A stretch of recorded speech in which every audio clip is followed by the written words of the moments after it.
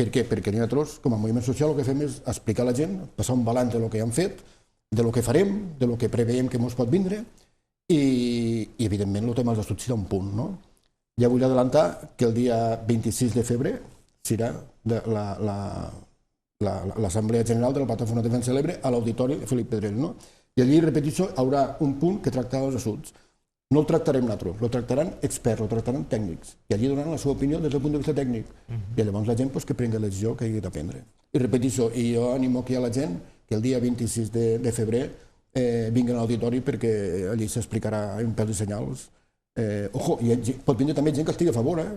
És una assemblea oberta, després se dona la paraula a la gent i si algú està a favor i vol defensar el projecte, que vingui que el defensi.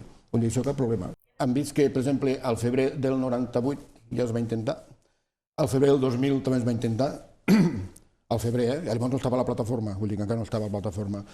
I sempre hi ha hagut una posició frontal per part de les comunitats de regants, inclús de la Generalitat i de moviments ecologistes. Després, aquests últims anys també s'ha intentat colar aquest projecte a través del Consell Econòmic i Social. Després també hem camuflat dins d'un projecte de navegabilitat que va fer la Càmera de Comerç, que és un projecte molt ambiciós, que nosaltres el vam veure i ens va agradar, però que vam veure els assuts ja vam dir que no ens agradava.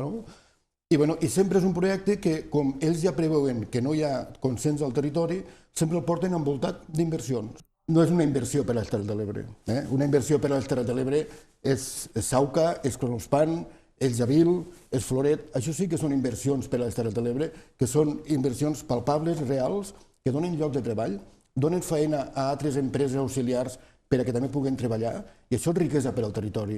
Posar assuts al riu per al territori, nosaltres no creiem que sigui massa riquesa. És que te truquen, t'envien whatsapps, intentant explicar-te el projecte, perquè com si et volguessin convèncer, i això, nosaltres ens sentim impressionats. És que ni en els temps més durs del trasbassament i d'altres històries més dures que han passat a la plataforma, mai ens havia passat això. Per cosa, en aquest cas, s'ha sabut moure, s'ha dotat d'un cap de premsa, que potser abans no tenien, o potser no tenien el que tenen ara, i la veritat és que s'ha accentuat molt aquesta pressió, cosa que abans en altres coses no passava.